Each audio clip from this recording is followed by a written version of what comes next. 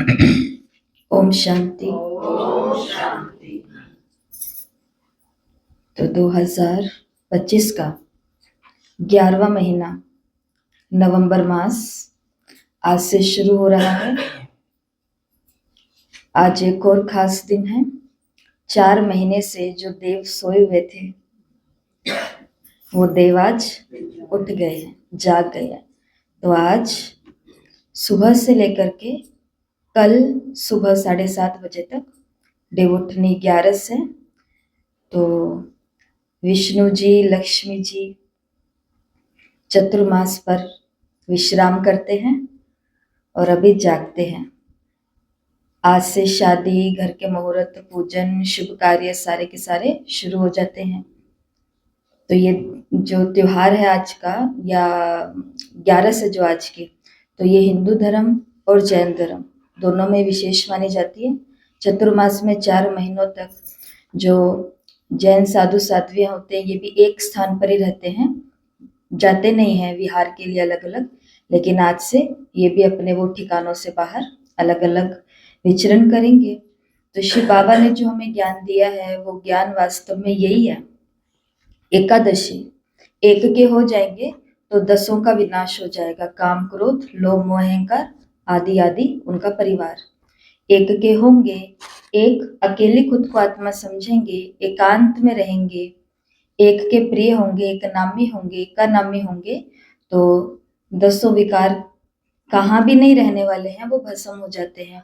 और हमारे जो दैवी संस्कार है वो उठ करके बाहर आते, जिसको बाबा बोलते हैं कि देवत्व इमर्ज हो जाता है, और जो आसुरी संस्कार हैं वो आधा कल्प के लिए अंदर में मर्ज हो जाते हैं। तो ऐसा ये दिन है जो उधर 4 मास बोला, शिव बाबा ने हमें 4 युग बताए हैं। 4 युग के बाद में एक लीप युग आता है, संगम युग, जब देव उठते हैं। और वो देव कहाँ पर हैं? यहाँ पर बैठे हैं अपने अपने सेवा स्थानों पर, मुरली क्लास में, बाबा के सामने। तो ये दिन किसकी यादगार में? वास्तव में विष्णुपुरी में जाने वालों, ब्रह्मा कुमार, ब्रह्मा कुमारियों, यज्ञवत्सों, सभी बाबा के बच्चों की याद में है। तो ऐसे शुभ दिन की तो सभी को बधाई हो। और आज 1 नवंबर 2025 मुरली को 2 भागों में यहाँ पर बांट दिया गया है। बहुत आसान तरीके से पूरी मुरली हमें याद रहेगी। मुरली के अंदर कोई डिटेल्स तो नहीं बताएंगे, बस अब ये बातें समझ लो। मुरली 2 भागों में बंटी है। एक भाग वो है जो हमें ये बताता है कि तुम्हें धारण क्या करना है और अभ्यास क्या करना है, और दूसरा भाग ये बताता है आज की मुरली का कि तुम्हें यूनिवर्स में कौन सी सेवा करनी है जिससे विश्व परिवर्तन होगा। तो कुछ पॉइंट्स है जो यहाँ लिखे हुए हैं, कुछ पॉइंट्स है यहाँ लिखे हुए हैं। सुनते हैं आज की मुरली। मीठे बच्चे, तुम इस रूहानी यूनिवर्सिटी के स्टूडेंट हो। तुम्हारा काम है सारी यूनिवर्स को बाप का मैसेज देना।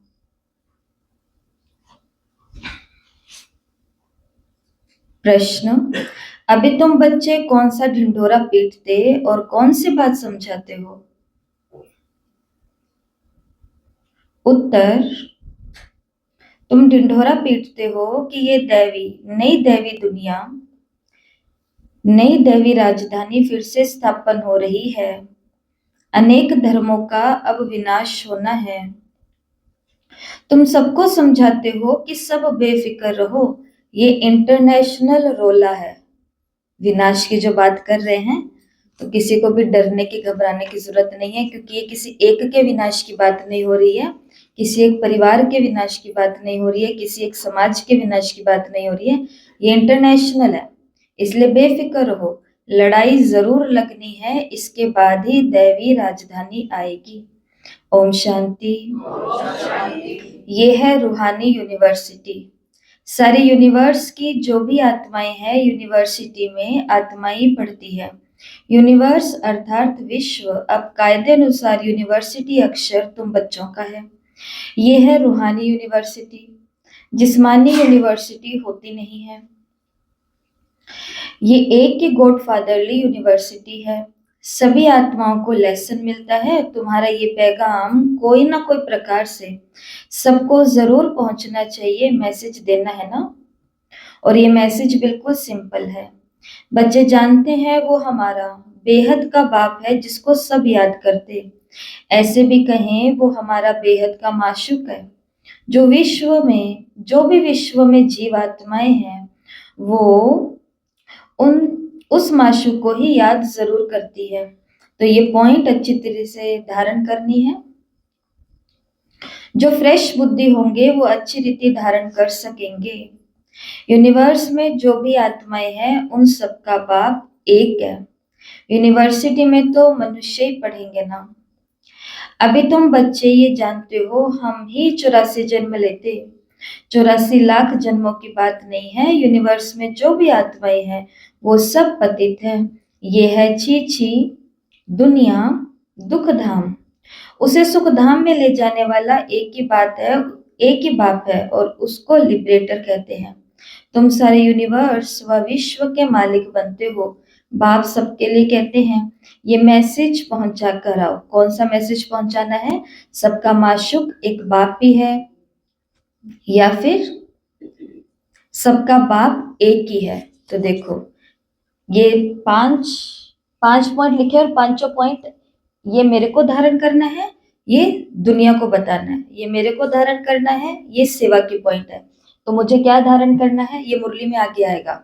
आत्म अभिमानी बनना है, निर्भय स्थिति। तो ये किसको बनानी है? मुझे बनानी है। और दुनिया में क्या करना है? ढिंडोरा पीटना है कि अब दैवी राजधानी आने वाली है, विनाश होने वाला है। खुद के लिए क्या अभ्यास है? मुझे आत्म अभिमानी बनना है, मुझे निर्भय बनना है। ये खुद का अभ्यास करते हुए बाहर ढिंडोरा। देखो आत्म अभिमानी बनने के लिए अंदर में बहुत शांति चाहिए और ढिंडोरा पीटने के लिए बहुत ज्यादा शोर चाहिए। ढिंडोरा पीटा जाएगा तो आवाज होएगा ना। तो आत्म अभिमानी बनना, निर्भय बनना मतलब साइलेंस में जाना। लेकिन साइलेंस में जाने के बाद बाबा ने कहा ढिंडोरा भी पीटना है। ये केवल शांति का मार्ग नहीं है, ये सेवा का भी मार्ग है। तो अपने पुरुषार्थ के साथ ढिंढोरा पीटने का पुरुषार्थ करना है कि सबको बताना है कि सुनो सुनो सुनो। ढिंढोरा पीटते ना, खुशखबरी खुशखबरी खुशखबरी। तो सुनो सुनो सुनो, क्या सुनो? कि अभी दैवी राजधानी आने वाली है और विनाश होने वाला है। उसी प्रकार से मुरली के अंदर बाबा कहेंगे कि तुम्हें खुद को मन मना भाव अजपा जाप चलता रहना चाहिए। तो ये किसके लिए? ये मेरे लिए है। और दुनिया के लिए कौन सा जाप चलाना है हमें? सभी का बाप एक है, सभी का बाप एक है, सभी का बाप एक है। इसी प्रकार से मुरली में आता कि भीतर में कोई भी प्रकार का अहंकार नहीं रखना। ठीक है, ढिंडोरा पीटेंगे, जगाएंगे तो जरूर जब हम किसी को जगाते हैं, दैवी गुण धारण करवाते हैं तो हमारी महिमा भी करेंगे। लेकिन भीतर में उस बात का हमें अहंकार नहीं रखना। तो मुझे अहंकार नहीं रखना, लेकिन दुनिया को ये बात जरूर बतानी है कि ब्रह्मा भी रचना रच रहे हैं और हम उनके मुख वंशावली है, हम भी पूज्य बनने वाले हैं। दोनों बातें, सत्य भी बताना है लेकिन उस सत्य का अहंकार भी भीतर में नहीं रखना है।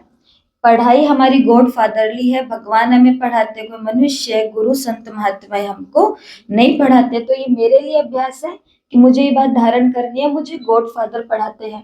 और दुनिया के लिए ये बात है कि इस पढ़ाई से राजधानी की स्थापना होगी, तो आप भी आओ ये पढ़ाई पढ़ने के लिए। और लास्ट पॉइंट है कि अशरीरी और आवाज से परे की स्थिति बनानी है, ये हमारे लिए है। और बाबा कहते हैं औरों के लिए कि मैं पतितों को पावन बनाने आया हूँ। तो बाहर वालों को ये वाली बात तो नहीं समझा सकते ना कि अशरीरी बनो, आवाज से परे बनो, लेकिन उनको ये वाली बात तो समझा सकते हैं कि भगवान हमको दुखियों को सुखी बनाने, पतितों को पावन बनाने आया। हम बाबा को ऐसे याद करेंगे अशरीरी बन के और उनको ऐसे याद करवाएंगे शिव बाबा की। तो ये कुछ पॉइंट्स हैं। और मुरली के अंदर बाबा ने पहली पॉइंट बताते हुए कि भाई सबको ये बताना है कि बाप सबका एक है और सब तक ये मैसेज जरूर पहुंचाना है। बाप को सब याद करते हैं, उनको गाइड, लिबरेटर, मर्सीफुल भी कहते हैं। अनेक भाषाएं है ना। सभी आत्माएं एक को पुकारती है तो वो एक ही सारी यूनिवर्स का टीचर हुआ ना। तो बाप भी एक है और पूरी यूनिवर्स का टीचर भी एक ही है। बाप तो है ही, परंतु ये किसी को पता नहीं कि वो हम सब आत्माओं का टीचर भी है और गुरु भी है, सबको गाइड भी करते हैं। इस बेहद के गाइड को सिर्फ तुम बच्चे ही जानते हो, तुम ब्राह्मणों के सिवाय और कोई जानते नहीं।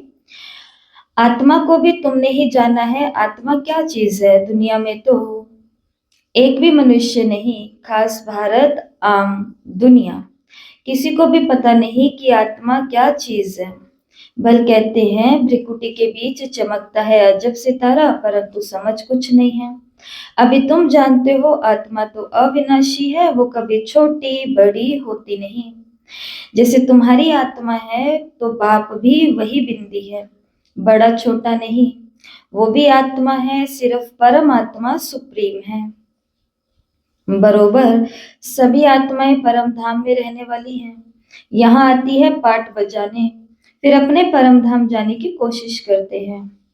परम पिता परमात्मा को सब याद करते हैं, क्योंकि आत्माओं को परम पिता ने ही मुक्ति में भेजा था, तो उनको ही याद करते हैं। आत्मा ही तमो प्रधान बनी है। याद क्यों करते हैं इतना भी पता नहीं। जैसे बच्चा कहेगा बाबा, बस, उनको कुछ भी पता नहीं। तुम भी बाबा मम्मा कहते हो, जानते कुछ भी नहीं। भारत में एक नटशैली थी। भारत में एक ही नेशनैलिटी थी, उनको डीटी नेशनैलिटी कहा जाता था, तो एक ही राष्ट्रीयता थी। और वो कौन सी थी? देवी देवताओं की। फिर बाद में भी फिर बाद में और एंटर हुए। अभी तो कितने ढेर हो गए हैं, इसलिए इतने झगड़े आते होते। जहां जहां जास्ती घुस गए उनको वहां से निकालने की कोशिश करते रहते। बहुत झगड़े हो गए, अंधियारा भी बहुत हो गया। कुछ तो लिमिट भी होनी चाहिए ना। एक्टर्स की लिमिट होती है, तो ये भी बना बनाया खेल है। इसमें जितने भी एक्टर्स हैं उसमें कम जास्ती हो न सके। जब सब एक्टर्स स्टेज पर आ जाते हैं तो फिर उनको वापस जाना होता है। जो भी एक्टर्स रहे हुए होंगे आते रहेंगे। बल कितना भी कंट्रोल आदि करने के लिए माथा मारते रहते हैं, परंतु वो नहीं कर सकते। इसलिए बोल लो, हम ब्रह्मा कुमार कुमारी ऐसा बर्थ कंट्रोल कर देते हैं जो दुनिया में जाकर के केवल कितने रहेंगे? 9 लाख ही रहेंगे। फिर सारी आदमशुमारी कम हो जाएगी। हम आपको सत्य बताते हैं। अब स्थापना कर रहे हैं नई दुनिया, नया झाड़ जरूर छोटा ही होगा। यहां तो ये कंट्रोल कर नहीं सकेंगे, क्योंकि तमो प्रधान और ही होता जाता है, वृद्धि होती जाती है। एक्टर्स जो भी आने वाले हैं यहाँ ही आकर के शरीर धारण करेंगे। इन बातों को कोई समझते नहीं है, शरुड़ बुद्धि वाले समझेंगे कि राजधानी में तो हर प्रकार के पाटधारी होते हैं। सत्युग में जो राजधानी थी वो अभी फिर से स्थापन हो रही है, ट्रांसफर हो जाएंगे। तुम अभी तमो प्रधान से सतो प्रधान क्लास में ट्रांसफर होते हो, पुरानी दुनिया से नई दुनिया में जाते हो। तुम्हारी पढ़ाई इस दुनिया के लिए नहीं है। ऐसा नहीं कहना बाबा को कि बाबा इतना तो मैं मुर्गियां पढ़ती हूँ, इतना तो पुरुषार्थ करती हूँ, रोज होमवर्क भी करती हूँ, सब कुछ तो करती हूँ बाबा, पर ये प्रॉब्लम क्यों नहीं खत्म हो रही? तो प्रॉब्लम अलग है, कल भी बताया था ना, पुरुषार्थ अलग है, सेवा अलग है। सेम उसी प्रकार से हमारे हिसाब किताब अलग है और हमारा ये वाला पढ़ाई लिखाई का पुरुषार्थ अलग है। कल बाबा आए हैं और बाबा ने आकर के क्या बोला? 1 सेकंड संगम का तुम्हारा 1 घंटे के बराबर है। तो अब 1 सेकंड, तो जब हम पढ़ाई में, सेवाओं में और इन सब चीजों में रहते हैं तो हमारा वो सेकंड सेकंड सफल होता है। लेकिन इसका मतलब ये नहीं है कि पीछे जो बीज बो करके आए हैं या बो रहे हैं तो वो इसे सेटल हो जाएंगे, नहीं, ये अकाउंट्स है। तो इसके अंदर जो आता है वो जहां से आ रहा है वो भी लिखा जाएगा, और जहां जाता है वो भी पूरा का पूरा दाखिल होता है कि कहाँ जाएगा, फिर बाद में बैलेंस निकलेगा। तो शिव बाबा ने कहा कि शरुड़ बुद्धि वाले ये बात समझ जाएंगे कि सभी अलग अलग पाठधारी हैं और राजधानी अभी कैसे स्थापन होती है। तुम्हारी ये पढ़ाई इस दुनिया के लिए नहीं है, मतलब आगे के लिए है। ऐसी यूनिवर्सिटी और कोई हो न सके। गॉडफादर ही कहते हैं हम तुमको अमरलोक के लिए पढ़ाते हैं। ये मृत्यु लोक खलास होना है। सतयुग में लक्ष्मी नारायण की राजधानी थी। ये स्थापन कैसे हुई ये किसी को भी पता नहीं। बाबा हमेशा कहते हैं जहां तुम भाषण करते हो तो ये लक्ष्मी नारायण का चित्र जरूर रखो कि भाई देव उठे, देवों को ये दुनिया भी मिली, लेकिन उठ करके जरूर उन्होंने कुछ पुरुषार्थ किया होगा। हम उठ जाएं, उठ करके मोबाइल लेकर के बैठ जाएं, उठ करके अखबार पढ़ते रहें, उठ करके न्यूज चैनल देखते रहें, उठ करके घर वालों पर चिल्लाते रहें, उठ करके इधर उधर तेरी मेरी करते रहें, उठने से कुछ होएगा? इससे अच्छा तो घर वाले कहेंगे इससे अच्छा तो ये सोए रहे ना तो ही ठीक है। जैसे छोटा बेबी होता है, छोटे बच्चे के लिए तो ऐसे ही समझते हैं ना सभी कि मतलब ये सोते रहते हैं तब तक सब सही रहता है। जैसे हम सभी के लिए सोचा गया है ऐसा। तो देव उठे भी, उठ करके ऐसा तो उन्होंने जरूर किया होगा, माना लक्ष्मी नारायण की आत्मा ने या इस डायनेस्टी में आने वालों ने ऐसा जरूर किया होगा, तब जाकर के उनको ये राज्य भाग्य प्राप्त हुआ। तो अभी तो सबको ये मालूम है कि देव उठे, ये भी मालूम है कि वो लक्ष्मी नारायण विष्णु जो हैं ये जागे, इनके जागने से कुछ तो हुआ, तभी शुभ काम सारे आज से स्टार्ट हो जाते हैं, शुरू हो जाते हैं। लेकिन उन्होंने ऐसा किया क्या जिसके कारण वो भी ऐसे बने, औरों के लिए भी शुभ हो गया? ऐसा उन्होंने क्या किया? तो ऐसा उन्होंने क्या किया? एक ही काम किया, और वो क्या किया? इस यूनिवर्सिटी में दाखिला लिया और गॉडली चिल्ड्रन तो पूरी दुनिया है, बच्चे तो बने, लेकिन बच्चे के साथ एक गॉडली स्टूडेंट लाइफ को भी जिया। तो और स्टूडेंट लाइफ को जीने के लिए तो पुरुषार्थ है। शिव बाबा ने कहा जहां भी भाषण करने जाते हो तो वहां पर लक्ष्मी नारायण का चित्र अपने पास जरूर रखो, इसमें डेट भी जरूर लिखी हुई हो। तुम समझा सकते हो कि नए विश्व की शुरुआत से 1250 वर्ष तक इस डिनाइस्टी का राज्य था। जैसे कहते हैं ना, क्रिश्चियन डायनेस्टी का राज्य था, एक दो के पिछाड़ी चले आते हैं। तो जब ये देवता डायनेस्टी थी तो दूसरा कोई था नहीं, अब फिर से ये स्थापन हो रही है, बाकी सबका विनाश हो रहा है, लड़ाई भी सामने खड़ी है। भागवत आदि में भी इस पर कहानी लिख दी है। छोटेपन में ये कहानियां आदि बहुत सुनते रहते थे। कौन? ब्रह्मा बाबा। अभी तुम जानते हो ये राजाई कैसे स्थापन होती है? जरूर बाप ने ही राजयोग सिखाया है। जो पास होते हैं वो विजय माला का दाना बनते हैं, और कोई इस माला को जानते नहीं। तुम ही जानते हो, तुम्हारा प्रवृत्ति मार्ग है, ऊपर में बाबा खड़ा है, उनको अपना शरीर नहीं है। फिर ब्रह्मा सरस्वती सो लक्ष्मी नारायण, पहले चाहिए बाप और फिर जोड़ा। तो माला के अंदर ऊपर शिव बाबा और फिर युगल मेरू, रुद्राक्ष के दाने होते हैं ना। नेपाल में एक वृक्ष है जहां से ये रुद्राक्ष के दाने आते हैं, उसमें सच्चे भी होते हैं। जितना छोटे उतना दाम बहुत। अभी तुम अर्थ तो समझ गए हो। अलग अलग मुखी होते हैं ना, सबसे महंगा कौन सा होता है? एक मुखी रुद्राक्ष सबसे महंगा एक मुखी होता है। महंगा क्यों? क्योंकि वो सबसे कम उपज वाला होता है ना, तो जिसकी उत्पाद ही कम होएगा तो फिर उसकी लागत तो बढ़ेगी बढ़ेगी ना। तो एक मुखी रुद्राक्ष सबसे महंगा होता है। जैसे खोपड़ी होती है ना, वैसी शेप होती है भ्रिकुटी की। अच्छा जी, एक मुखी रुद्राक्ष। तो ये हम रुद्राक्ष की बात क्यों कर रहे हैं? क्योंकि बाबा ने कहा जितना छोटा उतना दाम बहुत। तो तुम अर्थ तो समझ गए हो ना। तो संसार में भी बहुत मुखी वाले हैं, हम भी हैं उसकी कैटेगरी में। हम सब सामने वाले को देख करके अपना मुंह चेंज कर लेते हैं, माना अपना स्वभाव, संस्कार, चाल चलन, बोलना, उठना, चलना, लेकिन कीमत उसी की ज्यादा है आज भी संसार में, और उसी की ही ज्यादा रहेगी इस संसार के अंदर जो सदा एक मुखी रहा। उदाहरण के तौर पर हमारे साथ में है हमारे ब्रह्मा बाबा। तो ब्रह्मा बाबा को बड़े बड़े साधु संतों ने आकर के इतना बड़ा ऑफर दे दिया।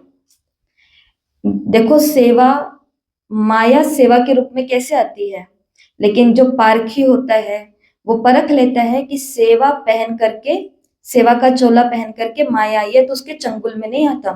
बाबा तो शिव बाबा के डायरेक्शन पर थे कि साधु संतों सबका उद्धार करना है, सबको एक बाबा का बनाना है। तो कितनी अच्छी सेवा चल करके आई थी जब उन्होंने बोला कि मैं अपने सारे चेलों को लेकर के यहाँ समर्पित हो जाऊंगा, हम सब पूरी सबके सब लोग आ जाएंगे, हमारे सब अनुयायियों को भी यहाँ पर लेकर के आ जाएंगे। बस दादा लेखराज ब्रह्मा बाबा को कहा कि आप केवल आपकी ये जो पवित्रता की धारणा है ना, इसको छोड़ दो, इसके अलावा सब कुछ सेट है, हम सब आ जाएंगे। लेकिन बाबा एक मुखी रुद्राक्ष बन करके रहे। भले ही सेवा थी, अगर बाबा चाहते तो कह सकते थे हाँ हाँ कोई बात नहीं, आ जाओ, एक बारी ले लेते हैं अंदर, बाद में धीरे धीरे सिखा देंगे। लेकिन सत्य का मतलब सत्य, राइट का मतलब राइट, कि प्योरिटी चाहिए तो प्योरिटी चाहिए। आप भले अकेले आओ, आप भले अपने पूरे ग्रुप को लेकर के आओ, या आप एक पूरे समुदाय को लेकर के आओ। तो संसार में कितने मुखी मिलने आसान नहीं है, एक मुखी। और हमें कौन सा पुरुषार्थ करना है, वही। तो जो अंदर है वही बाहर है, जो राइट है वो राइट है, जो रोंग है जो रोंग है। बाबा है तो बाबा है, और भी है तो और भी है। स्वयं को चेक करें, मुरली कल ये चलिए, चेक करो चेंज करो, चेक करो चेंज करो। 19 प्रश्न मुरली में बाबा ने पूछे हैं, एक के बाद एक, एक के बाद एक, एक के बाद एक। और उस हर प्रश्न में लगभग 1-2 प्रश्न छोड़ने के बाद हर प्रश्न में आता है चेक करो, चेक करो, चेक करो। तो चेक करना जरूरी है कि रुद्राक्ष और वही विजयमाला का दाना बनेंगे, बाबा ने कहा। तो इसका अर्थ तुम समझ गए हो, ये विष्णु की विजयमाला अथवा रुंड माला बनती है। वो लोग तो सिर्फ माला फेरते फेरते राम राम कहते रहेंगे, अर्थ कुछ भी नहीं। माला का जाप कहते हैं, और अब बाप कहते हैं कि मुझे याद करो, ये है तुम्हारा अजपा जाप। मुख से कुछ बोलना नहीं है, गीत भी स्थूल हो जाते हैं। बच्चों को तो सिर्फ बाप को याद करना है, नहीं तो फिर गीत आदि याद आते रहेंगे। यहाँ मूल बात है याद की, तुमको आवाज से परे जाना है। बाप का डायरेक्शन है मन मना भव।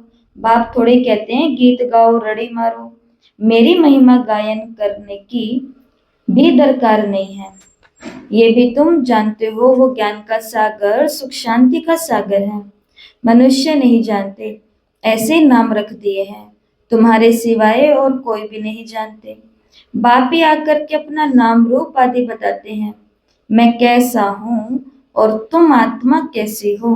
तुम बहुत मेहनत करते हो पाठ बजाने, आधा कल तुमने भक्ति की, मैं तो ऐसे पाठ में आता नहीं हूँ। मैं दुख सुख से न्यारा हूँ, तुम दुख भोगते हो फिर तुम ही सुख भोगते हो। सतयुग में तुम्हारा पाठ मेरे से भी ऊंच है। मैं तो आधा कल्प वहां ही आराम से बैठा रहता हूँ, वानप्रस्थ में।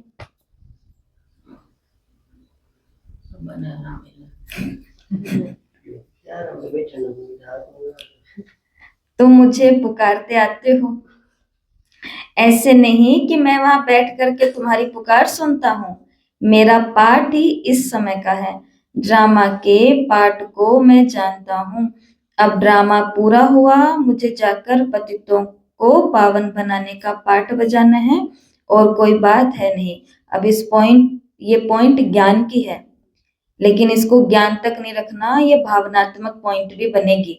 मुरली में बाबा ने कह दिया मुझे तुम्हारी पुकार ऊपर बैठे नहीं सुनाई देती, मैं तो मेरा टाइम आता है तभी नीचे आता हूँ तुम्हें पति से पावन बनाने के लिए, और कोई इससे ज्यादा बात नहीं है। तो दिमाग में जब हमारे ज्ञान बहुत ज्यादा आ जाता है ना, तो हमारी वो भावना खत्म हो जाती है कि भगवान सच में मेरी पुकार सुन करके आया है। ये पॉइंट बाबा ने क्यों कहा है, सिर्फ ड्रामा को भगवान क्या समझते हैं ये बताने के लिए, कि भगवान भी ड्रामा को बहुत श्रेष्ठ समझते हैं। समझते हैं ना कि ज्ञान में आकर के तो बिल्कुल बैलेंस रखना हमको, क्योंकि ज्ञान जब बहुत ज्यादा आ जाता है ना, तो हमारी भगवान के प्रति सारी भावनाएं वो सारी की सारी क्षीण हो जाती है। तो इसके लिए ये बाबा सिर्फ इसलिए कह रहे हैं जहां तक हमको समझ आता है कि ड्रामा के पट्टे पर मैं भी फिक्स हूँ, तो तुम्हें भी मेरी तरह ड्रामा के पट्टे पर फिक्स रहना है। बाकी इसका मतलब नहीं है कि भगवान हमारी पुकार नहीं सुनता, वो सब सुनता है। वो भक्ति में भी सुनता था और वो आज भी हमको सुनता है, सब देखता है। और उसको देखो, अगर बाबा के अंदर फीलिंग्स ना होती तो बाबा क्यों कहते कि दिलाराम बाप आया है अपने राज दुलारों से मिलने के लिए। भावना है तभी तो कह रहा है कि दिलाराम आया है। नहीं तो ड्रामा के पट्टे पर जो होते हैं एकदम ज्ञानी होते हैं, उनको कोई मतलब नहीं है ऐसी किसी भी भावनात्मक बात से। तो इन दोनों चीजों को अलग अलग रखना। लौकिक बात भी तो पक्का तो कराता ही है भाई, देखो जितना पढ़ोगे उतने नंबर आएंगे, लेकिन इसका मतलब ये नहीं है कि वो आशीर्वाद या आंख नहीं रखता या पढ़ाता नहीं, वो सब कुछ करता है। मनुष्य समझते परमात्मा सर्वशक्तिवान है, अंतर्यामी है, सबके अंदर क्या क्या चलता है वो जानते हैं। बाप कहते हैं ऐसा नहीं है। ठीक है, तो बाबा कौन सी बातें जानते हैं? जो बातें बाबा से जुड़ी हुई होती हैं, जो बातें बाबा के यज्ञ से जुड़ी होती हैं, जो भगवान के बच्चों से जुड़ी होती है, वो सभी बातें बाबा जानते हैं, बाकी नहीं। तुम जब बिल्कुल तमो प्रधान बन जाते हो तब एक्यूरेट टाइम पर मुझे आना पड़ता है, साधारण तन में ही आता हूँ। तुम बच्चों को आकर के दुख से छुड़ाता हूँ। एक धर्म की स्थापना ब्रह्मा द्वारा और अनेक धर्मों का विनाश शंकर द्वारा। हाहाकार के बाद जय जयकार हो जाएगी। कितना हाहाकार होना है? आफतों में मरते रहेंगे, नेचुरल क्लाइमेटीज भी बहुत मदद करती रहेंगी, नहीं तो मनुष्य बहुत रोगी दुखी हो जाएंगे। बाप कहते बच्चे दुखी ना पड़े, इसलिए नेचुरल क्लाइमेटीज भी ऐसी जोर से आती है जो सबको ही खत्म कर देती है। बॉम्ब्स तो कुछ नहीं है, नेचुरल क्लाइमेटीज बहुत मदद करती हैं। अर्थक्वेक में ढेर खत्म हो जाते हैं, पानी का एक दो गुटका आया और सब खत्म। समुद्र भी जरूर उछल खाएंगे। अभी पंजाब में क्या हुआ पीछे, ये घगर नदी जो हमारे यहाँ पर है, ये वहीं से तो आती। और देखो, सिर्फ कुछ दिन की वो बात थी, एक माता जो बनारस हॉस्पिटल के अंदर अपना इलाज कराने के लिए गई हुई थी, और उसका पूरा परिवार तो पंजाब के अंदर गांव में ही था। और ऐसा होता है ना कहीं कहीं पर कि पीहर भी वही होता है, ससुर घर भी वही होता है, एक ही घरों में बहनों की शादी भी हुई होती है, तो बहन भी वही, सगे भी वही, बेटी का भी ससुराल वही, बहुत ऐसे होता है। तो वो कहते हैं कि हमारा सब कुछ ही उसी गांव में था। मेरा फैमिली, मेरे पीहर की फैमिली, मेरे ससुर सास, बहन, बहन की फैमिली, मेरा भाई, मेरे भाई की फैमिली, ये सब। और कहती सबके सब खत्म, पानी सबको लेकर के चला गया, मैं एक रह गई। और वो कहती मैं एक भी क्यों रही हूं? कितना बड़ा दुख है ये। इसलिए कल के पॉइंट्स में जो होमवर्क दिया है 17 बाबा ने, उन 17 होमवर्क में से एक होमवर्क कौन सा है? शाम को 5:30 से लेकर के 8 बजे तक नुमा शाम होता है। शाम को 5:30 बजे से लेकर के 8 बजे तक क्या करना है? 10 मिनट प्रकृति को सकाश देना है, सिर्फ 10 मिनट, 5:30 से 8 के बीच में। ये होमवर्क मिला है हमें। और बाबा ने कहा है कल कि जो ये काम रोज करेगा, लास्ट में प्रकृति उसको मदद करेगी। फ्री में मदद थोड़ी ना मिलेगी, तो करो भी और करवाओ भी। शिव बाबा ने कहा एक उछल आती है सब खत्म हो जाता है, धरती को हप करेगा, 100 फुट पानी उछल खाए तो क्या कर देगा। ये होंगी हाहाकार की सीन। ऐसी सीन देखने के लिए हिम्मत चाहिए, मेहनत भी करनी है, निर्भय भी बनना है। तुम बच्चों में अहंकार बिल्कुल नहीं होना चाहिए। देही अभिमानी बनो, देही अभिमानी रहने वाले बड़े मीठे होते हैं। बाप कहते मैं तो हूं ही निराकार और विचित्र, यहाँ आता हूँ सर्विस करने के लिए। हमारी बड़ाई देखो कितनी करते हैं, ज्ञान का सागर हे बाबा, और फिर कहते हैं पतित दुनिया में आओ। तुम निमंत्रण तो बड़ा अच्छा देते हो, ऐसा तो कभी नहीं कहते कि स्वर्ग में आकर के जरा सुख तो देखो। शिव बाबा ने कहा कहाँ बुलाते हो मेरे को? पतित गंदी दुनिया में, छीछी दुनिया में निमंत्रण देते हो। निमंत्रण देखो कैसा है, एकदम तमो प्रधान दुनिया और फिर पतित शरीर में बुलाते हो। बड़ा अच्छा निमंत्रण देते हैं भारतवासी। ये ताना है, ये हमारी बुद्धि के ऊपर ताना है। हाँ, ड्रामा पर छोड़ करके हम फ्री हो सकते हैं, लेकिन हम हर दिन भी तो यही करते हैं। दुखी होते हैं तो आओ बाबा, आओ बाबा। वही उस दिन बात बताई थी कि जब घर वाले काम पर ड्यूटी पर जा रहे होते हैं तब कहते हैं जाओ बाबा इनके साथ में, और जब वो राजी खुशी से ही सलामत घर पहुंच जाते हैं, चाय बना दूं, शिकंजी बना दूं, पानी ला दूं, बाबा कहाँ है, बाबा कहाँ है, बाबा कहाँ है, भूल ही गए, क्योंकि स्वार्थ तो मेरा पूरा हो गया। तो ये हर दिन हम कर रहे हैं, तो बाबा ने बहुत बड़ा लेवल बता दिया।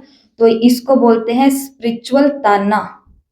तो भगवान हमको क्या दे रहा है, ताना दे रहा है कि तुम निमंत्रण तो बहुत अच्छा देते हैं भारतवासी, ड्रामा में राज ही ऐसा है। फिर बाबा कहते बच्चे ज्यादा टेंशन ना ले ले। इसको भी थोड़ा ही पता था कि मेरे बहुत जन्मों के अंत का ये जन्म है। बाबा ने प्रवेश किया तब बताते हैं। बाबा ने हर बात का राज समझाया। ब्रह्मा को ही वन्नी माना पत्नी बनना है। बाबा खुद कहते हैं ये मेरी वन्नी है, ये मेरी पत्नी है। पता था इन्हों को कि मैं भगवान की पत्नी बनने वाला हूँ। कितना सुंदर है ना ये पॉइंट। मैं इसमें प्रवेश कर इनके द्वारा तुमको भी अपना बनाता हूँ, और हमें भी पता था। जैसे मैं खुद पर देखो तो मुझे पता था कि मैं जहाँ पढ़ रही हूँ, जहाँ पल रही हूँ, जो जीवन देख रही हूँ और जो जीवन सपने में सोच रही हूँ ऐसा जिएंगे। और सोचा था कभी कि मैं भगवान की अर्धांगिनी बनूंगी? कौन सोचता है? ब्रह्मा बाबा के द्वारा शिव बाबा हम सभी को अपना बनाते हैं। ये सच्ची सच्ची बड़ी माँ हो गई है और वो एडॉप्टेड माँ ठहरी। माँ बाप तुम इनको ही कहते हो, तो मम्मा तो ब्रह्मा बाबा कौन है? बड़ी माँ। और मम्मा कौन है? हाँ, एडॉप्टेड माँ। मतलब कि ट्रेनिंग तो वही देती है ना कि शिव बाबा ने तुमको ब्रह्मा कुमारी बना तो दिया, अपना बना तो लिया, लेकिन अब आदर्श ब्रह्मा कुमारी कैसे बनना है या आदर्श यज्ञ का बच्चा कैसे बनना है। शिव बाबा को सिर्फ फादर ही कहेंगे। ये है ब्रह्मा बाबा और मम्मा गुप्त है। ब्रह्मा है माँ, परंतु तन पुरुष का है तो ये संभाल नहीं सकेंगे, इसलिए अडॉप्ट किया है इस बच्चे को। नाम रख दिया है मातेश्वरी, हेड हो गई। ड्रामा अनुसार है ही एक ही सरस्वती, बाकी दुर्गा काली अनेक नाम है। माँ बाप तो एक ही होते हैं ना। तुम सब हो बच्चे, गायन भी है ब्रह्मा की बेटी सरस्वती। तुम ब्रह्मा कुमार कुमारियां हो ना, तुम्हारे ऊपर नाम बहुत हैं। तुम सब बातें, तो ये सब बातें तुम्हारे में भी नंबरवारी समझेंगे। कई हैं वो तो समझ जाएंगे ब्रह्मा कुमार और कुमारी चीज क्या है, किस लिए ये चुने गए हैं और किसके द्वारा चुने गए हैं। पर कोई कोई है जो इनको भी क्या समझेगा, साधारण से लड़के लड़कियां ही हैं, बस बढ़िया जीवन इनको मिल गया, आराम से जियो खाओ पियो, क्या ही इनका लगता है। हाँ, तो क्या नहीं लगता तो आओ गैंग में थोड़ा शामिल हो जाओ। आओ एक दिन बिता करके देखो। एक दिन मर्यादा अनुसार बिताने में भी हाथ पांव ठंडे पड़ जाएं, ऐसा सब लोग अनुभव करते हैं। इसलिए बाबा ने क्या बोला, सब समझेंगे भी नहीं इस बात को। पढ़ाई में सभी नंबरवार होते हैं ना, एक ना मिले दूसरे से। ये राजधानी स्थापन हो रही है, ये बना बनाया ड्रामा है, इसको विस्तार से समझना है। ढेर पॉइंट्स हैं, बहुत ढेर पॉइंट्स हैं। बैरिस्टरी पढ़ते हैं तो उसमें भी नंबरवार होते हैं। कोई बैरिस्टर तो 2-3 लाख कमाते हैं और कोई देखो कपड़े भी फटे हुए पहनेंगे, तो यहाँ पर भी ऐसे ही होता है। तो बच्चों को समझाया गया है कि ये इंटरनेशनल रोला है। अभी तुम समझाते हो कि सब बेफिक्र रहो, लड़ाई तो जरूर लगनी ही है। तुम ढिंढोरा पीटते हो कि दैवी राजधानी फिर से स्थापन हो रही है, अनेक धर्मों का विनाश होगा। कितना क्लियर है। प्रजापिता ब्रह्मा से ये प्रजा रची जाती है। कहते हैं ये मेरी मुख वंशावली है। तुम मुख वंशावली ब्राह्मण हो, वो कुख वंशावली ब्राह्मण है। वो है पुजारी और तुम अभी पूज्य बन रहे हो। तुम जानते हो हम सो देवता पूज्य बन रहे हैं। तुम्हारे ऊपर अभी लाइट का ताज नहीं है। तुम्हारी आत्मा जब पवित्र बनेगी तब ये शरीर छोड़ देगी। इस शरीर पर तुमको लाइट का ताज नहीं दे सकते, शोभेगा नहीं। दे भी दिया तो शोभेगा नहीं, शोभेगा। हाँ, इस समय तुम गायन लायक हो। थोड़े दिन पहले मुरली चली है ना, कि अभी संगम पर गायन लायक हैं और भविष्य में क्या बन जाएंगे, पूजन लायक बन जाएंगे। तो द्वापर के बाद लाइट सतयुग में ही होती है। दो कला कम वाले को भी ये लाइट नहीं देनी चाहिए। अच्छा, मीठे मीठे सिकिलधे बच्चों प्रति माता पिता बाप दादा का याद प्यार और गुड मॉर्निंग। रूहानी बाप की रूहानी बच्चों को नमस्ते। हम रूहानी बच्चों की रूहानी माता पिता बाप दादा को याद प्यार नमस्ते, गुड मॉर्निंग, ओम शांति। वाह बाबा वाह। धारणा के लिए मुख्य सार पहला, अपनी स्थिति ऐसी अचल और निर्भय बनानी है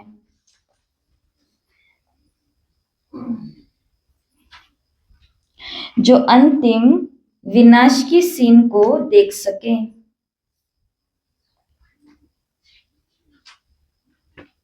मेहनत करनी है देही अभिमानी बनने की।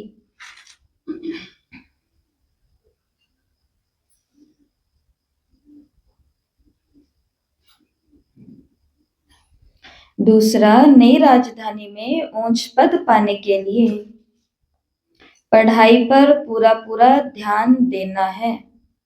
माया बेसो नाखूनों का जोर लगाएगी। भगवान सर्वशक्तिवान है तो माया सर्वशक्तिवान ही है।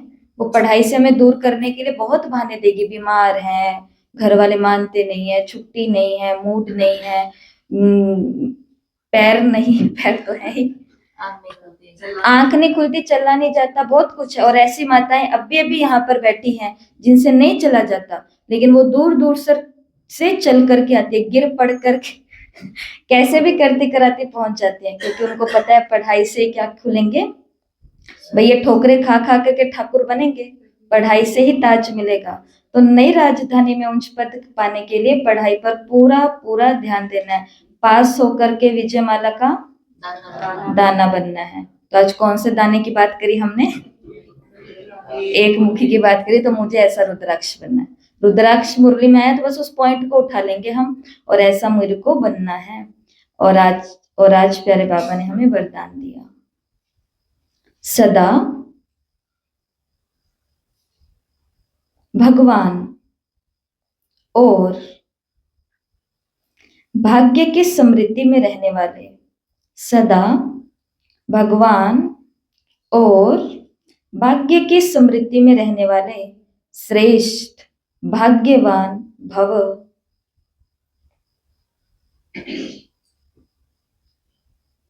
संगम युग पर चैतन्य स्वरूप में भगवान बच्चों की सेवा कर रहे हैं। चैतन्य रूप में भक्ति मार्ग में सब भगवान की सेवा करते, लेकिन यहाँ चैतन्य ठाकुरों की सेवा स्वयं भगवान करते। कैसे करते सुनते हैं। अमृत वेले उठाते हैं। खुद उठते हो कि बाबा उठाते हैं? अमृत वेले उठाते हैं, भोग लगाते हैं। पूरा दिन में खिला कौन रहा है हमें? भोग लगाते हैं और सुलाते हैं। किसकी गोदी में सोते हैं? रिकॉर्ड पर सोते और रिकॉर्ड पर उठने वाले। कौन सा रिकॉर्ड बजता है सुबह सुबह? अमृत वेला शुद्ध पवन है, मेरे लाडले जागो।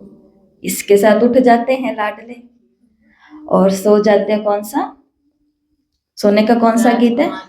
सो जा, अरे गीत ही भूल गई। 10 बजे बजता है ना, सो जा राज दुलारी, नहीं भूल गए। रोज रात को 10 बजे गीत बजता है सोने वाला। तो बाबा ने कहा रिकॉर्ड पर ही तो उठते हो और रिकॉर्ड पर ही सो जाते हो। ऐसे लाडले व सर्वश्रेष्ठ भाग्यवान हम ब्राह्मण हैं। इसी भाग्य की खुशी में सदा झूलते रहो। सिर्फ बाप के लाडले बनो, माया के नहीं। जो माया के लाडले बनते हैं वो बहुत लाड कोट करते हैं। है समझ में? नखरे वाले होते हैं, नाज नखरे वाले होते हैं, नाजुक होते हैं। मुरली चली ना, नाजुक नहीं बनना हमको। तो माया के लाडले बनेंगे वो तो लाडकोड वाले होंगे, ना उनसे सुबह अमृत वेले उठा जाएगा, ना उनसे भोग पूरा दिन खाया जाएगा, ना उनसे बाबा की याद में वो मोबाइल देखते देखते सो जाएंगे, बातें करते करते कलेश करते करते सो जाएंगे, बढ़िया नींद आई और सुबह उठते ही वापस। तो पर हम उस लिस्ट में नहीं है, नहीं है और नहीं है, इसलिए हम बाबा के लाडले हैं। बोलो, हम बाबा के लाडले हैं, माया के लाडले नहीं हैं, हम बाबा के लाडले हैं, माया के लाडले नहीं है। स्लोगन देखो, सभी के चेहरे पर स्माइल आई ना। तो अपने हर्षित मुख चेहरे से, अपने हर्षित मुख चेहरे से सर्व प्राप्तियों की अनुभूति कराना सच्ची सेवा है। अपने चेहरे, अपने हर्षित मुख चेहरे से सर्व प्राप्तियों की अनुभूति कराना सच्ची सेवा है। तो आज 1 नवंबर नया मास शुरू होता है, तो अव्यक्त इशारे इस नए टॉपिक पर ही रहेंगे और वो टॉपिक है अशरीरी और विदेही स्थिति का अभ्यास बढ़ाओ। विस्तार है, अशरीरी बनना अर्थात आवाज से परे हो जाना। शरीर है तो आवाज है, शरीर से परे हो जाओ तो साइलेंस है। 1 सेकंड में सर्विस के संकल्प में आए और 1 सेकंड में सभी संकल्पों से परे स्वरूप में स्थित हो जाओ। कार्य प्रति शारीरिक भान में आए और फिर सेकंड में अशरीरी हो जाएं। जब ये ड्रिल पक्की होगी तब सभी परिस्थितियों का सामना कर सकेंगे। तो कौन सी ड्रिल करनी है, कौन सा अभ्यास करना है?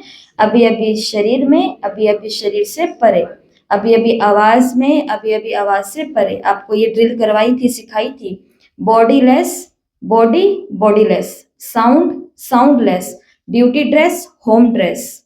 ठीक है, तो ये है मेरी ड्यूटी की ड्रेस, ये शरीर, और वो है होम ड्रेस, मैं आत्मा निराकारी। आवाज आवाज से परे, शरीर शरीर से परे। तो बाबा ने कहा जब ये अभ्यास होगा तब परिस्थितियों का सामना कर पाएंगे। कौन सी परिस्थितियां? जो आज की मुरली में बाबा ने बहुत अच्छे से बता दी है। हाहाकार मचेगा, कुछ भी रुकेगा नहीं, ये होगा। और बाबा ने कहा बॉम्ब्स तो इनके आगे कुछ भी नहीं है। नेचुरल क्लाइमेट इसकी, एक ही उछल आएगी पानी की और सब हब हो जाएगा। आज की मुरली से कम 21 बारी जिस स्वमान का अभ्यास हम करेंगे वो है, मैं रूहानी यूनिवर्सिटी का स्टूडेंट हूँ, मैं रूहानी यूनिवर्सिटी का स्टूडेंट हूँ।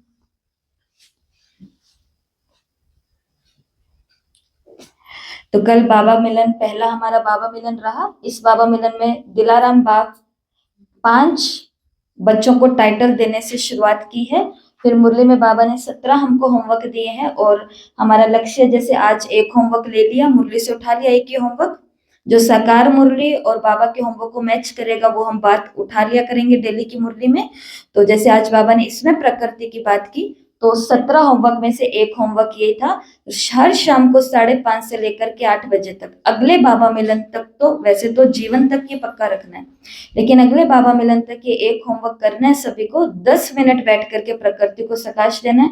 बाबा के लिए नहीं करना, अपने लिए भी नहीं करना, प्रकृति और प्रकृति में रहने वाले और जीवों के लिए भी ये सेवा हमको जरूर करनी है। तो ऐसे 17 होमवर्क ले लिया करेंगे। 19 क्वेश्चन है, तो एक दिन इसके ऊपर भी चर्चा कर लेंगे। और 4 बाबा ने वरदान दिए, जैसे कि खुश रहो, खुशी बांटो, उड़ते रहो सदा, उड़ाते रहो, खूब पुरुषार्थ करो, खूब सेवा करो और खूब वृद्धि करो, विजयी रतन बनो। ठीक है, विजयी बनो। तो ऐसे ये मुरली है। ठीक है, ओम शांति।